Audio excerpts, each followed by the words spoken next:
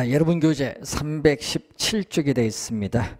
자, 46번 문제 되겠죠. 부동산 관리에 대한 설명으로 잘못된 것은, 자, 부동산 관리의 필요성이 되는 것은 도시화 과정의 산물이죠. 자, 그래서 여러분이 관리의 필요성은 도시화 형상이죠. 자, 도시로 인구가 집중됨에 따라 점점 토지에 대한 수요가 증가해서 지가가 상승합니다. 그래서 단독주택이 아파트 같은 공동주택으로 변화함에 따라 우리는 전문적인 부동산 관리의 필요성이 나타나고, 건축기술이 발달로 인해서 건물이 고층화되고, 건물이 고층화됨에 따라 대량의 임차인이 발생하죠. 따라서 부재 소유자의 요구의 증대로 인해서 관리의 필요성이 나타납니다. 자, 건물의 기술적 관리는 위생, 보존, 설비, 보안 관리가 있죠. 자, 이 복합 개념이라고 합니다. 복합 개념. 자, 복합 개념에 따라 부동산 관리는 종합적인 접근이 필요해요. 자, 여기에는 이 기술적 관리, 그리고 경제적 관리, 법률적 관리로 나눠볼 수 있습니다. 자, 이때 이 기술적 관리에 있어서 토지 건물인데, 이 건물의 지금 기술적 관리가 1번 지문에 나오고 있습니다. 2번, 3번 경제적 관리란 투자에 대한 수익률을 극대화하는 것을 말하고, 계약 관리는 법률적 관리에 속하죠. 그래서 임대차, 우리가 예약이나 계약상에 있어서의 관리, 계약상에 있어서의 이런 관리는 법률적 측면에서의 관리입니다. 자가관리에서 혼합관리로 가는 과도기적 관리가 위탁관리 방식 하니까 틀렸죠. 우리가 관리 주체에 따르는, 자, 관리 주체에 따르는 관리 방식에는 자가관리,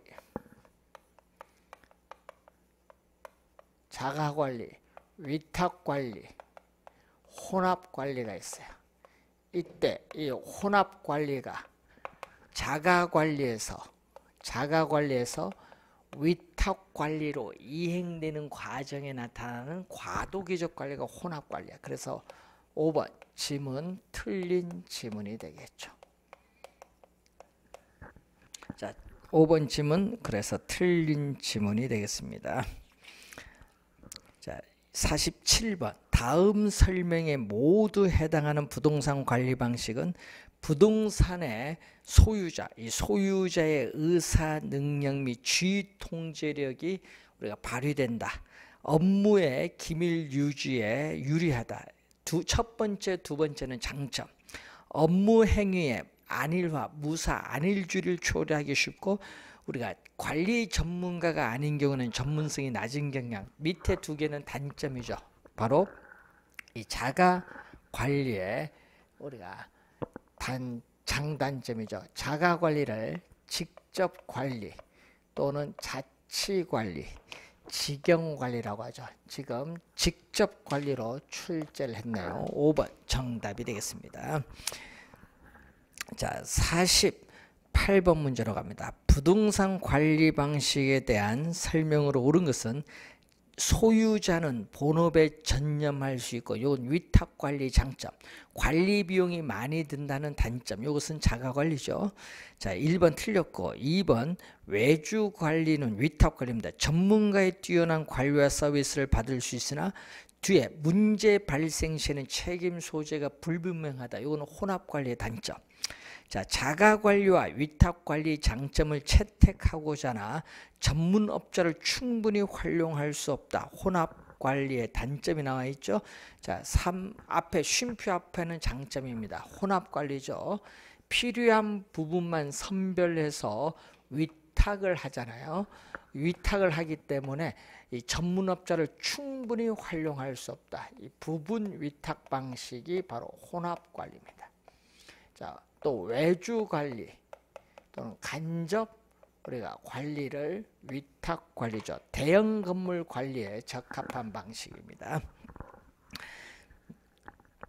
자, 소유자가 관리 업무에 대해 지시 및 통제의 권한이 강하며 친절한 서비스를 제공해 줄 수 있는 것은 자가관리의 장점입니다. 자가관리의 장점. 자, 그리고 50번 문제로 갑니다. 부동산 관리 방식의 장단점에 대한 설명 중 틀린 것은 위탁 관리 방식은 전문적인 계획 관리를 통해서 시설물의 노후화를 늦출 수 있는 장점이 있다. 맞는 지문이죠. 위탁 관리 방식에서 관리 업체가 영리만을 추구할 경우 부실 관리를 초래할 우려가 있다. 단점입니다. 혼합 관리 방식은 자가 관리에서 위탁 관리로 이행하는 과도기에 유용할 수 있다. 혼합 관리의 장점이죠.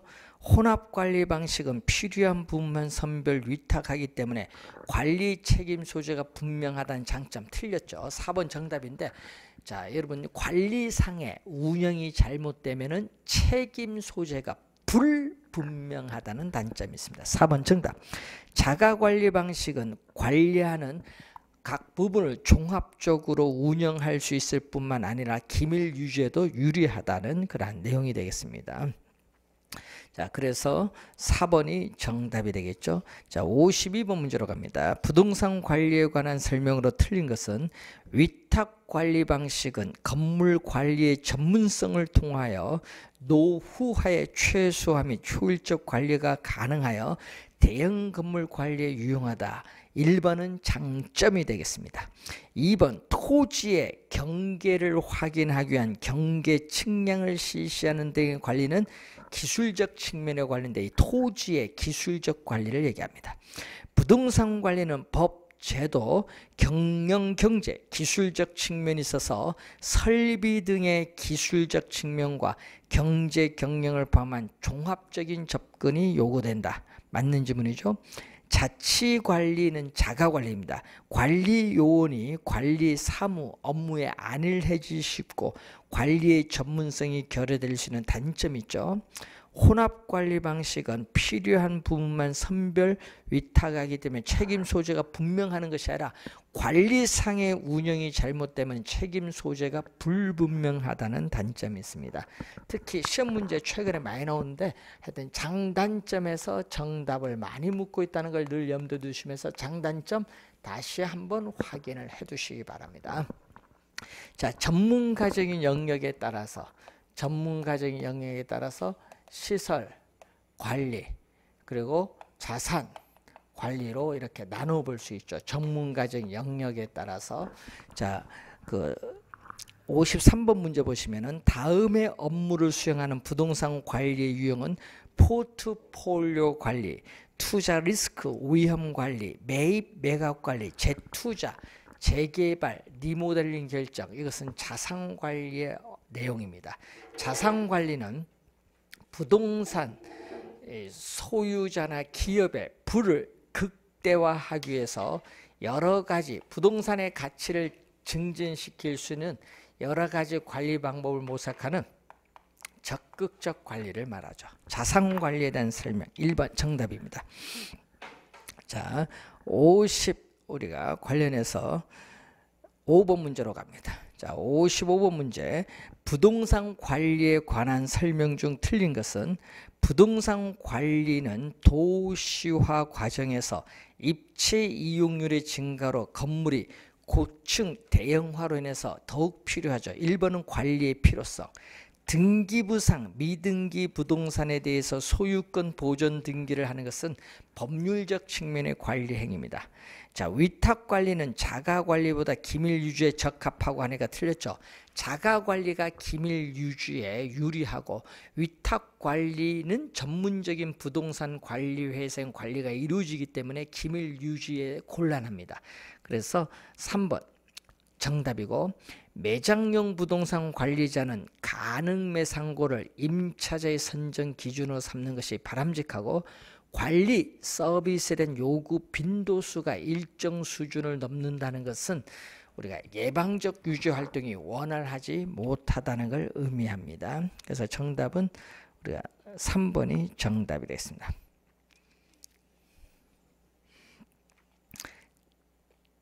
56번 문제로 갑니다. 부동산 관리에 관한 설명으로 틀린 것은 법률적 측면의 부동산 관리는 부동산의 유용성을 보호하기 위해서 법률상의 제반 여러 가지 조치를 취해 줌으로써 법적인 보장을 확보하려는 것을 말하죠.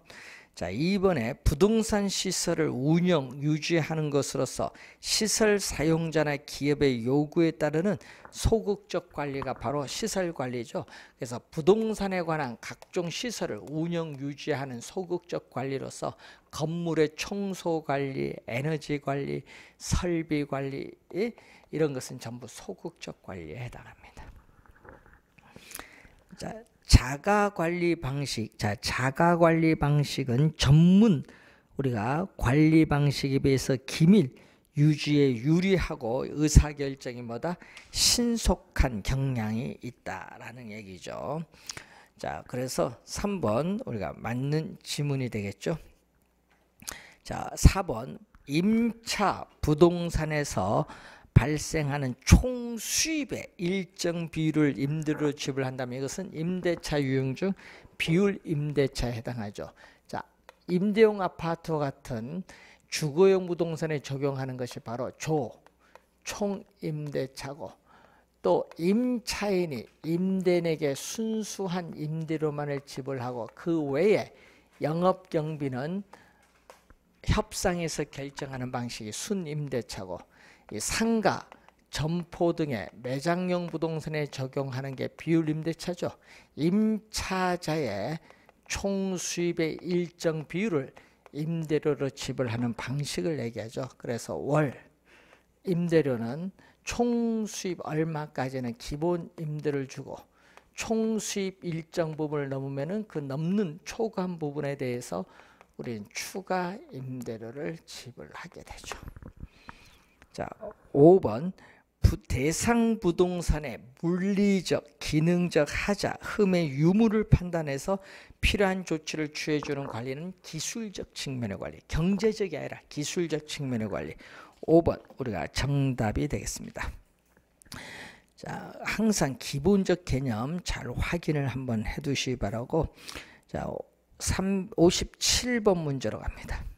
부동산 관리에 관한 설명으로 틀린 것은 부동산 관리자가 상업용 부동산의 임차자를 선정할 때에는 가능매상고가 중요한 선정 기준이 됩니다. 비율 임대차는 임차자 총 수입의 일정 비율을 임대료로 지불하는 걸 말하고, 시설 등이 본래의 기능을 유지하는데 장애가 없도록 유지계획에 따라 시설을 교환 수리하는 사전적 유지활동은 대응적이 아니죠. 유지활동은 정기적으로 청소 소독하는 일상적 유지활동이고, 자, 이 지문은 무슨 유지? 사전적은 예방적. 자, 사전적 유지활동은 예방적 유지활동입니다. 그래서 틀린 지문이죠. 예방적 유지활동을 가장 중시여기고, 대응적은 사후적. 어떤 문제가 발생한 이후에 그 문제를 해결하기 위해서 필요한 조치를 취해주는 대응적 유지활동은 사후적, 수정적 유지활동이라고 합니다. 즉 뭐에 대한 설명? 예방적 유지활동에 대한 설명. 3번 정답. 부동산 관리자는 임대차 계약 시에 임차자에게 언제 얼마의 임대료를 납입을 해야 하는지 주지시킬 필요가 있습니다. 5번 임대료 손실보험은 건물, 화재 등으로 피해가 발생하여 건물을 수리 및 복원하는 기간 동안 초래되는 임대료 손실을 우리가 보상해주는 그러한 우리가 보험을 얘기하죠. 임대료 손실보험, 업무장애보험이라고도 하는 그러한 내용이 되겠습니다. 자, 기본적 개념 잘 확인 한번 해주시기 바라고. 자, 다음은 여러분 교재 61번 문제로 가겠습니다. 다음은 대구의 어떤 정포가 임대료를 비율 임대차로 지불하는 조건으로 다음과 같았다. 이 점포의 임차자가 해당 월에 지불해야 하는 월 임대료는 얼마냐? 기본 임대료 요거죠. 기본 임대료 얼마? 20만 원이 됐어요. 기본 임대료는 120만 원인데 매월 매출이 2천만 원 초과 시 3천만 원까지는 초과분에 대한 5%를 추가 임대료 지불하고, 그리고 3천만 원 초과 시 초과분에 대한 3%를 추가 임대료로 지불할 것으로 계약을 맺었는데, 그런데 어느 달 매출이 4천만 원이다. 그럼 추가 임대료는 얼마죠? 4천만 원이니까, 자 4천만 원이니까 얼마? 2천만 원에서 3천만 원까지 이 1천만 원에 대해서는 몇 프로가? 5%를 주는 거고, 또 3천만 원에서 4천만 원, 또 1천만 원에 또 몇 프로? 요거에 대해서는 뭐 3천만 원 초과하는 부분에서는 몇 프로? 3%를 주겠죠. 그럼 요건 얼마죠? 50만 원, 요거 30만 원, 50, 30, 80, 120 하니까 총 얼마? 200만 원이 되겠죠. 200만 원. 200만 원 1번 정답이 되겠습니다. 62번 문제로 갑니다. 부동산 관리에 관한 설명을 옳은 것은 부동산 자산의 포트폴리오 관점에서 자산 부채의 재무적 효율성을 최적화하는 것은 법률 관리가 아니라 경제적 관리입니다. 그래서 틀린 질문. 부동산 관리에서 유질한 외부적인 관리 행위로 부동산의 외형 형태를 변화시키면서 여기 틀렸죠? 변화시키지 않으면서 양호한 상태를 지속시키는 행위를 유지입니다. 변화시키면서, 이 지문이 틀린 지문이죠. 자, 3번 건물 관리인 경우 라이프 사이클 코스트 LCC라고 하는데, 이 생애 주기 비용 분석을 통해서 초기 투자 비용과 관리 유지 비용의 비율을 조절함으로써 보유 기간 동안에 효과적으로 건물의 총 비용을 관리할 수 있다. 3번 정답입니다. 시설 관리는 시장 및 지역 경제 분석, 경쟁 요인 및 수요 분석 등이 주요 업무. 요게 바뀌었죠. 시설이 아니라 자산 관리고, 건물의 설비, 기계 운영 및 보수 유지 관리 업무는 요게 시설 관리 바뀌었습니다. 자, 63번 문제로 갑니다. 건물의 내용 연수와 생애 주기 및 관리 방식에 대한 설명으로 틀린 것은 건물과 부지와의 부적응, 설계의 불량, 설비 불량, 건물의 외관 디자인 낙후는 기능적 감가죠. 자, 기능적으로 효용이 감소함에 따르는 부동산 가치 손실을 나타내는 기능적 감가니까, 기능적 감가는 기능적 내용 연수에 영향을 미칩니다. 기능적 내용 연수는 기능적으로 유효한 기간입니다.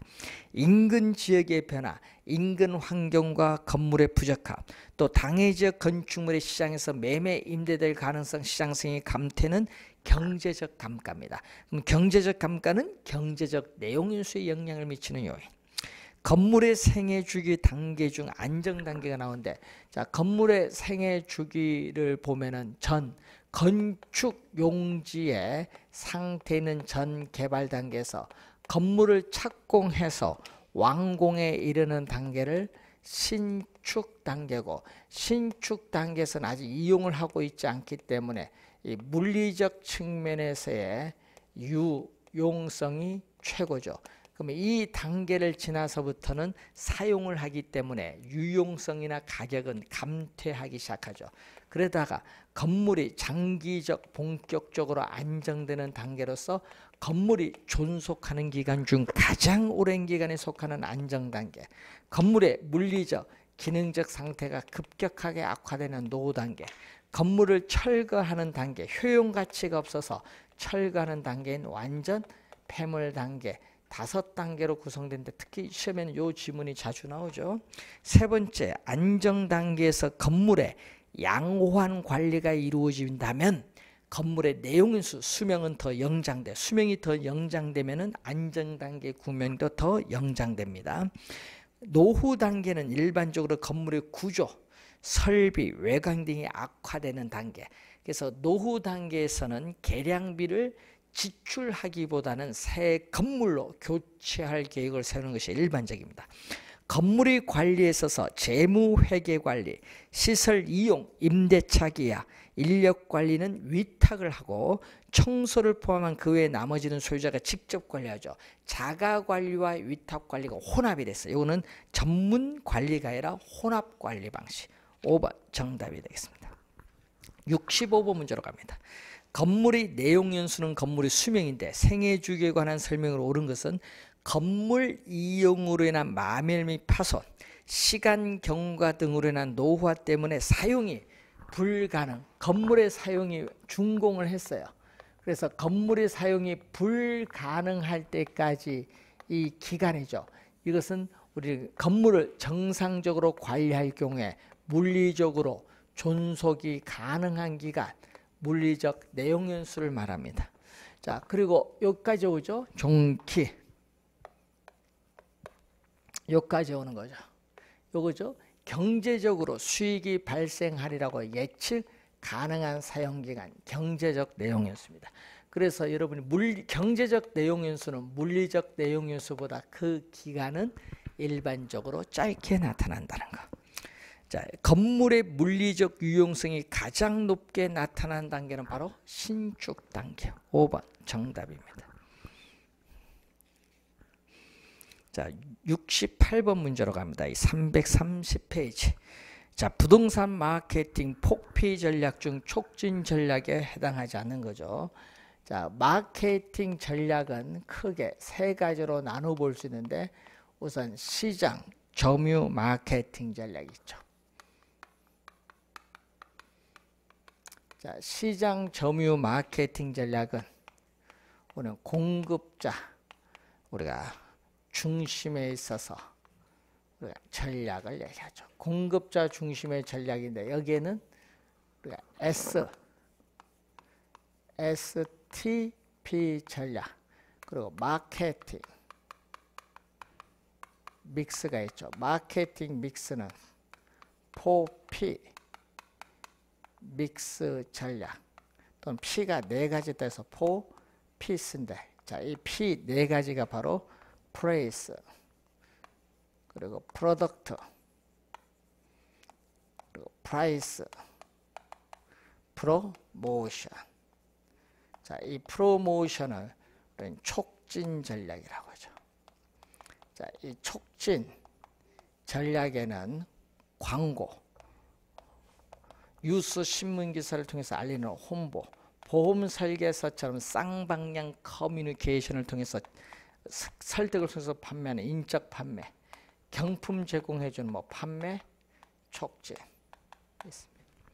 자, 그러면은 촉진 전략에 해당하지 않는 거, 모델하우스 방문자에 대한 판촉물 제공, 요거 촉진 전략이죠. 투자 설명의 개최도 촉진입니다.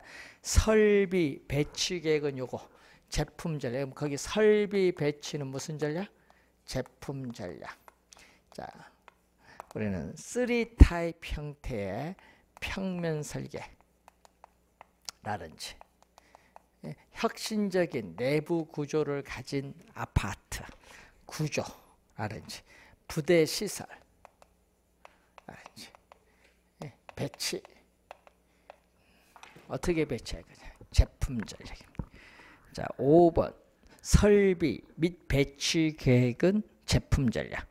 자, 69번 제품 전략에 해당하지 않는 것은 단지 내에 자연 친화적인 실개천 설치하는 것. 요거는 뭐다?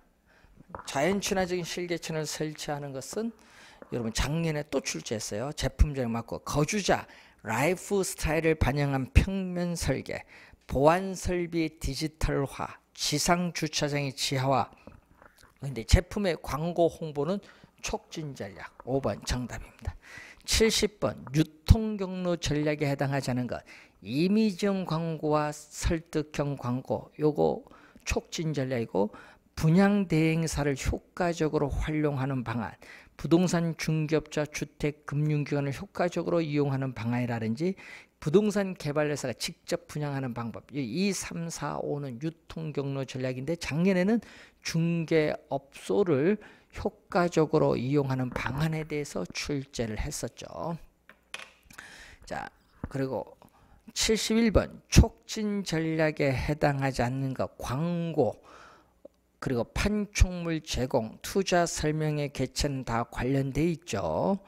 그리고 단지 내 보안 카메라 CCTV를 설치하는 것은 제품 전략, 설비 배치 계획과 관련돼 있습니다. 5번 정답. 자, 77번 포피 전략 연결 옳은 것. 아파트 단지 내에 자연 친화적인 실개천을 설치하는 것은 제품 전략. 부동산 중개업소를 적극 활용하는 것은 유통 경로 전략. 시장 분석을 통한 적정 분양가를 책정하는 것은 가격 전략. 주택 청약자 대상으로 경품 추첨을 통해서 TV와 같은 가전제품을 제공하는 것은 촉진 전략이 되겠죠. 그래서 4번 정답이 되겠습니다.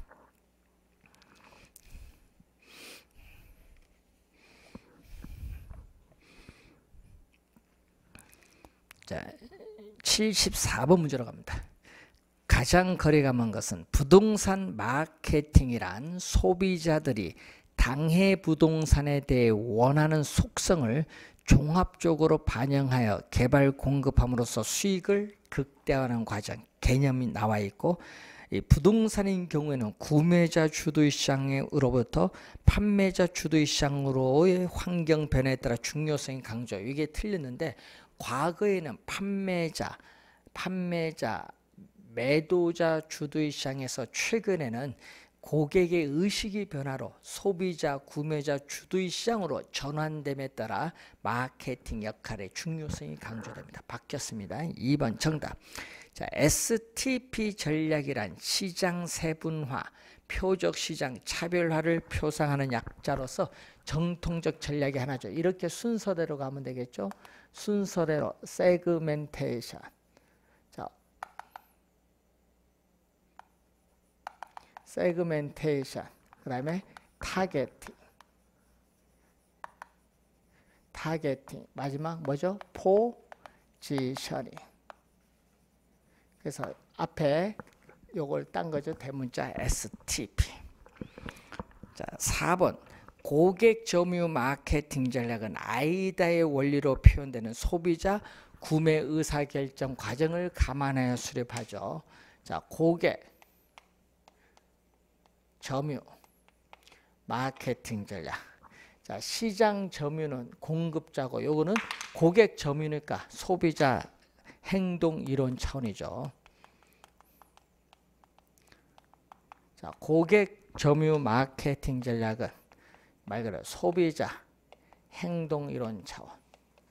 소비자 행동 이론 차원에서 심적 측면을 중시하는 전략이에요. 여기에 뭐가 나온다? 아이다의 원리가 나오죠.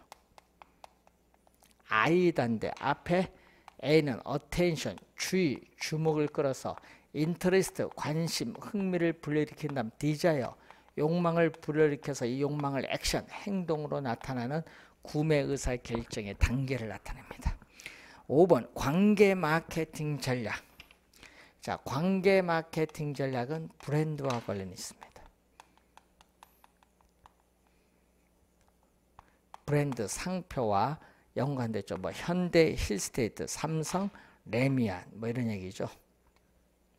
개념을 또 많이 출제합니다. 올해도 중요한 그러한 내용이 되겠습니다. 자, 75번 올바르지 않은 것. 시장 점유 마케팅 전략이란 공급자 전략 차원으로서 표적 시장을 선점하거나 틈새 시장을 점유하는 기법이다. STP 전략과 포피 믹스 전략이 포함되어 있습니다. 자, 그리고 그 3번에 시장 세분화 전략이란 수요자 집단을 인구, 경제학적인 특성에 따라 세분하고 세분화된 시장에 따른 상품 판매 지향점을 명백히 하는 단계가 요거죠. 첫 번째 이게 시장 세분화 전략. 이게 나와 있죠. 두 번째 4번 지문 보면은 세분화된 시장에서 대상 상품의 가망, 잠재 수요 집단을 우리는 확인을 하고 표적 시장에 적합한 신상품을 기획하는 단계가 요거 타겟팅. 표적 시장을 우리는 선정하는 전략을 얘기하겠죠. 자, 그럼 2번에 동일한 표적 시장을 갖는 경쟁자에 대한 경쟁 우위 전략, 뭐 가격이나 품질 면에서 우위 전략을 수립하고 가망 수요 집단에 대하여 제품의 우수성, 적합성을 홍보하는 이 단계를 뭐라고 하죠? 차별화 전략.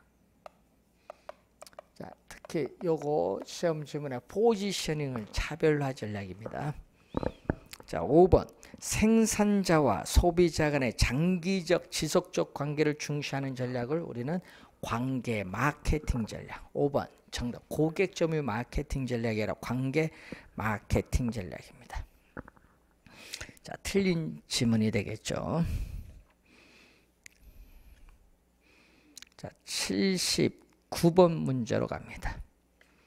자, 79번 부동산 마케팅 전략에 관한 설명으로 틀린 것은 포피에 의한 마케팅 믹스의 구성 요소는 프로덕트, 플레이스, 프로모션, 프라이스 네 가지 요소로 구성되어 있습니다. 맞고 다른 아파트와 차별화되도록 혁신적인 내부 구조로 설계된 아파트는 제품 전략의 예입니다. 표적 시장은 세분화된 시장 중 가장 좋은 시장 기회를 제공해 줄 수 있는 특화된 시장을 표적 시장 개념입니다. 자, 고객 행동 변수 및 고객 특성 변수에 따라 시장을 나누는 거. 여러분 시장을 나누어서 몇 개의 세분된 시장으로 구분한 거. 시장을 나누는 건요. 요거야.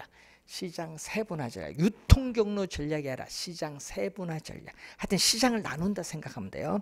자, 그리고 목표 시장에서 고객의 욕구를 파악을 하여 경쟁 제품과 차별성을 가지도록 제품 컨셉, 개념을 정하고 소비자의 지각 속에 상품의 위치를 적절히 정하는 전략을 차별화 전략, 포지셔닝이죠. 자, 80번 문제로 갑니다. 부동산 마케팅에 관한 설명으로 오는 것은 소비자의 가족 구성, 대가족이냐 핵가족이냐. 요즘 뭐야 혼자 사는 사람 많죠. 그래서 혼술, 혼밥 뭐 이런 용어로 나오대요. 소비자 구매 행동에 영향을 많이 미쳐요. 그러다 보니까 요즘 폭발적으로 성장하는 업체가 바로 우리 편의점이에요. 예? 이게 의식이 바뀌고 있다는 얘기죠. 분양 대행사를 이용하는 것은 유통 경로 전략, 가격 전략이 아닙니다. 틀렸고 부동산 마케팅에서는 경쟁하며 판매하는 상품이 없는 것이 있습니다. 있기 때문에 경쟁사를 마케팅 참여자라 볼 수 없는 것이 아니라 있다. 틀린 질문. 자, 아이다의 원리에 기반을 두면서 소비자의 욕구를 파악하여 마케팅 효과를 극대화하는 전략. 아이다의 원리가 나오면 뭐죠? 고객 점유 마케팅 전략. 자, 마케팅 믹스는 부동산 공급자가 목표로 하는 표적 시장에서 원하는 목적을 달성하기 위해서 요것을 결합하는 거죠. 뭐, 요 네 가지 P를 결합하는데 거기에 뭐가 들어갔다? 차별화, 포지션이 들어가면 안 돼. 뭐가 들어가야 돼? 가격. 뭐가 더 가격? 촉진, 프로모션이 들어가겠죠. 프로모션이 여기 빠졌네. 프로모션. 그래서 5번 틀린 지문입니다. 1번 정답이죠.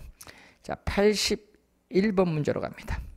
마케팅에 관한 설명으로 틀린 것은 셀링 포인트는 중개사법에 나오죠.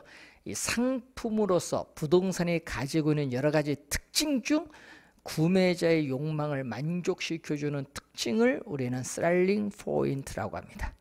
자, 공급자 중심의 마케팅 전략으로 표적 시장을 선점하거나 틈새 시장을 점유하는 전략은 요거. 뭐죠? 시장 점유, 마케팅 전략 개념. 2번 정답. 고객 점유가 아닙니다. 관계 마케팅 전략에서는 공급자와 소비자의 관계를 일회적인 아닌 상호, 지속적, 장기적 관계로 유지하는 전략입니다. STP의 전략은 시장 세분화, 표적 시장 선정, 포지셔닝, 차별화로 구성되고 있죠. 아이다는 주의, 관심, 욕망, 행동의 구매 의사 결정 과정의 단계가 있습니다. 자, 82번 마케팅 전략에 관한 설명으로 틀린 것은 마케팅 믹스의 가격 관리에서 위치, 뭐 방위, 뭐 남향이냐, 뭐 이런 매칭이냐, 지역 등에 따라 다른 가격으로 판매하는 정책. 이거는 신축 가격 정책, 시가 정책이 아니라 신축 가격 정책. 1번 정답.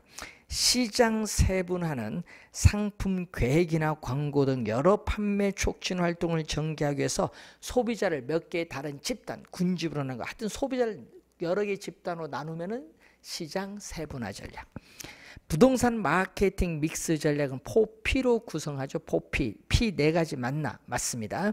마케팅 믹스는 기업이 목표로 하는 표적 시장에 도달하기 위해서 이용하는 이렇게 여러 가지 마케팅 요소를 결합하는 걸 말하는데, 이때 4P는 통제가 뭐다? 가능한 요소. 통제 가능한 요소다. 4P는 통제 가능한 요소다. 자, 마케팅 믹스에서 촉진 관리, 프로모션은 판매 유인은 요거죠. 판매 촉진. 또 직접적인 인적 판매 등이 있으면 이러한 요소를 혼합하여 전략을 구사하는 것이 바람직하다. 이런 얘기죠.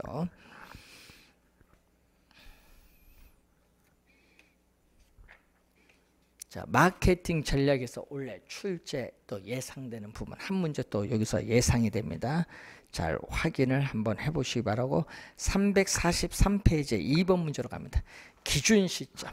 자, 기준 시점에 관한 설명 중 옳지 아니한 것은, 기준 시점은 감정평가 가격 결정의 기준이 되는 날짜를 말합니다.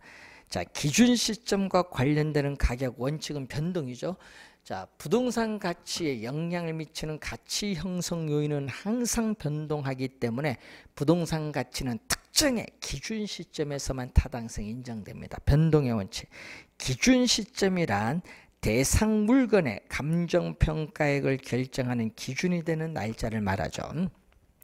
자, 기준 시점을 미리 정하였을 때는 그 날짜에, 자, 밑줄은 가격 조사가 가능한 경우에만, 밑줄 기준 시점으로 정할 수 있다. 맞는 지문인데 5번이 정답이죠. 자, 여러분 기준 시점은, 자, 우리나라 감정평가에 관한 규칙. 자, 우리나라 감정평가에 관한 규칙 제9조 2항에 뭐가 나온다? 기준 시점이 나오죠. 자, 기준 시점은 대상 물건의 가격 조사를 어떻게 돼요? 완료한 날짜. 감정평가서를 작성 완료한 날짜가 아니라 이 대상 물건의 가격 조사를 완료한 날짜로 한다. 완료한 날짜로 한다. 다만 뭐가 나오죠? 다만 기준 시점을 미리 정하였을 때는 그 날짜에 가격 조사가 가능한 경우, 그 날짜에 가격 조사가 가능한 경우에만 기준 시점으로 할 수 있다. 뭐인 경우?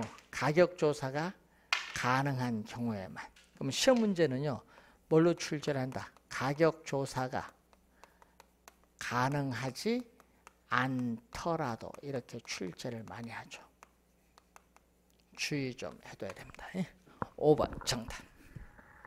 자, 기준 시점에 대한 내용이죠. 자, 5번 문제로 갑니다. 다음 용어에 대한 설명 중 틀린 것은 부동산 가격의 증가, 감소, 증감 요인이 되는 새로운 상황의 발생을 상정하여 그 조건이 성취되는 경우를 전제로 부동산을 평가하는 것을 우리 무슨 거라고 한다?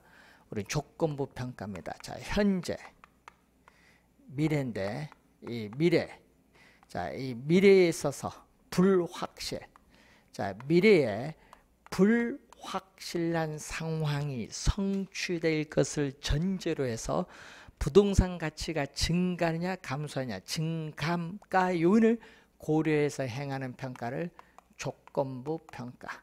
이때 조건부 평가는 건물의 철거를 전제로 한 평가나 개발 제한구역 해제를 전제로 한 평가입니다.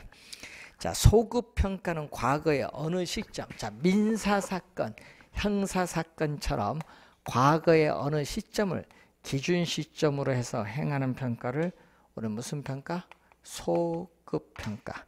그럼 가까운 미래의 도래가 확실하다. 이렇게 가까운 미래의 도래가 확실한 미래의 일정 시점을 우리가 기준으로 해서 평가하는 것은 무슨 평가? 기한부 평가. 그리고 현재 오는 거죠. 현재 부동산의 상태, 구조, 환경, 점유, 제한 물건의 부착 등 현재 있는 그대로 평가하는 것을 우리는 현황평가. 자, 우리나라는 요걸 원칙으로 하죠.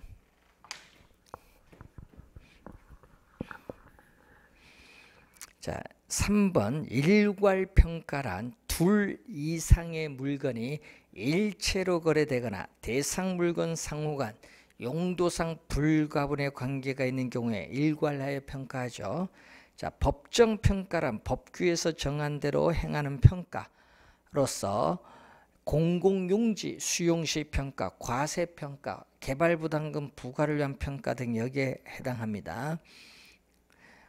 일체로 이용되고 있는 물건의 일부만을 평가하는 것은 구분평가가 아니라 뭐다? 부분평가. 5번이 정답인데, 자, 또 우리나라 감정평가. 자, 우리나라 감정평가에 관한 규칙 제7조가 있어요. 자, 이 제7조가 뭐냐? 개별 물건 기준 원칙입니다. 제7조는 개별 물건 기준 원칙 등 있어요. 자, 1항이 뭐냐? 감정평가는 대상 물건마다 개별로 하여야 한다. 이 개별 물건 기준 원칙이 1항이죠. 자, 2항은 뭐냐? 아까 일괄평가죠. 둘 이상의 물건이 일체로 거래되거나 대상 물건 상호 간에 용도상 불가분의 관계가 있는 경우는 일괄하여 감정평가할 수 있다. 요 얘기고, 3항은 구분평가죠. 요거는 하나, 여기는 둘 이상, 여기는 하나. 하나의 대상 물건이라도 가치를 달리하는 부분은 구분하여 감정평가할 수 있다. 네 번째는 부분. 자, 일체로 이용하고 있는 물건의 일부분에 대해서 감정평가하여야 할 특수한 목적이 있거나 합리적 이유가 있는 경우에는 그 부분에 대하여 감정평가할 수 있다. 부분평가를 할 때는 일체로 이용되고 있는 물건 전체를 기준해서 일부분을 평가하죠. 자, 1필지의 토지 내에서 일부분이 이렇게 도시, 계획, 도로로 예정이 되어 있어요.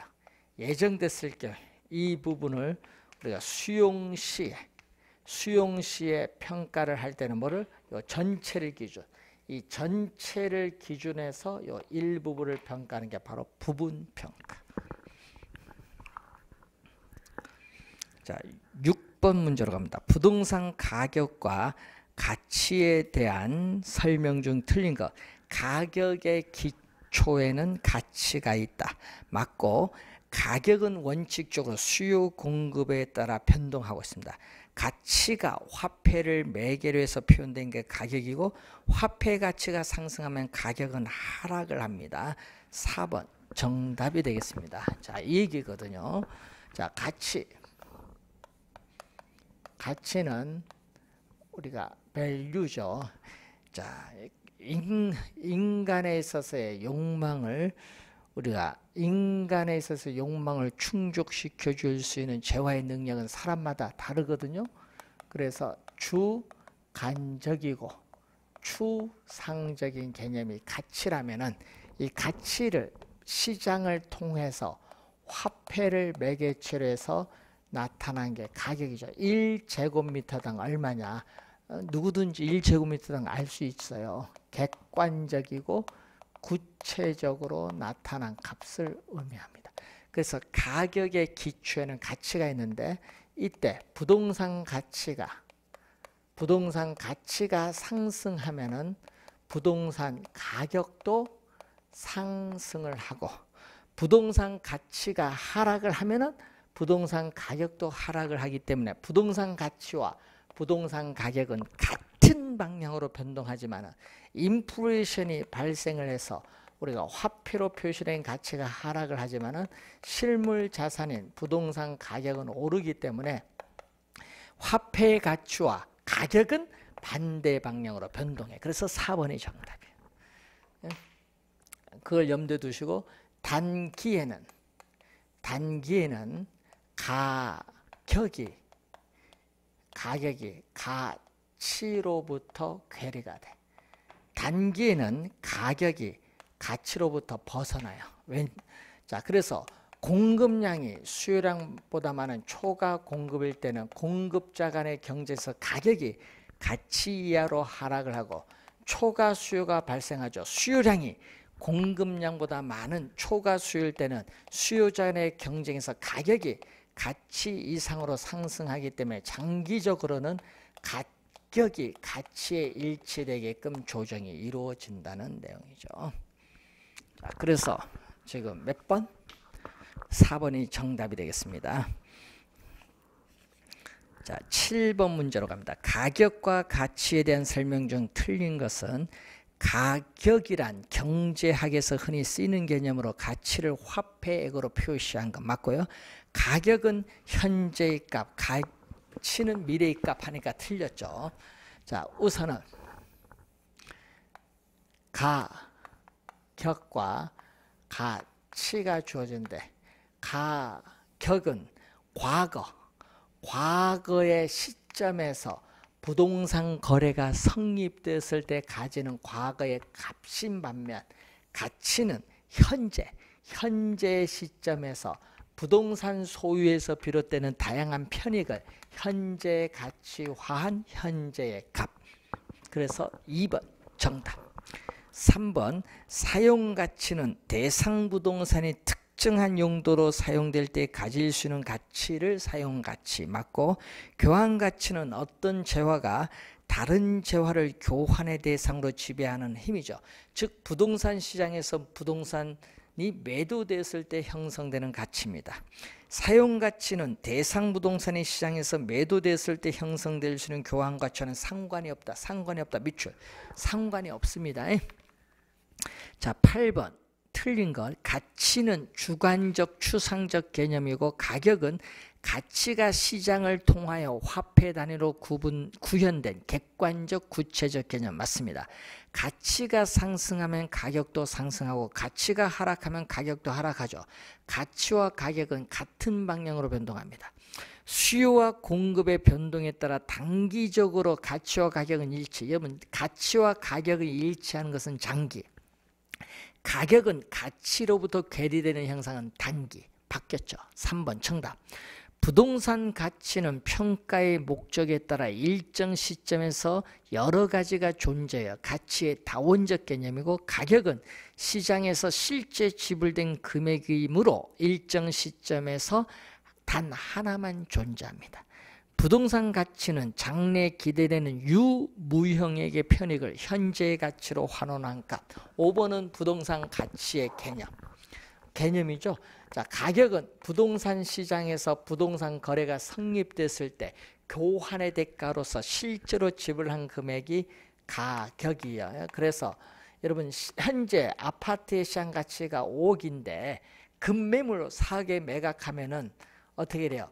우리는 아파트가 매매 시점에서 1억 원이 하락하는 것이라고 볼 수 없죠. 오차가 존재합니다. 그리고 교환의 대가로서 실제로 지불한 시점에서의 가격은 단 한 개지만은 가치는 지불 시점에서 보는 사람의 견해에 따라 담보가치, 과세가치, 시장가치 등 보험가치 등 여러 개 존재하죠. 가치는 우리는 보는 사람 견해에 따라 여러 개 존재한다. 가치의 다원적 개념이 나타난다는 내용이죠. 자, 여기까지 우선 공부를 우선 8번 문제까지 확인을 해봤습니다. 자, 한번 잘 확인해 보시기 바라고요. 우리가 다음에는 가치의 종류에 대해서 살펴보도록 하겠습니다. 자, 잠시 쉬고 시작하겠습니다.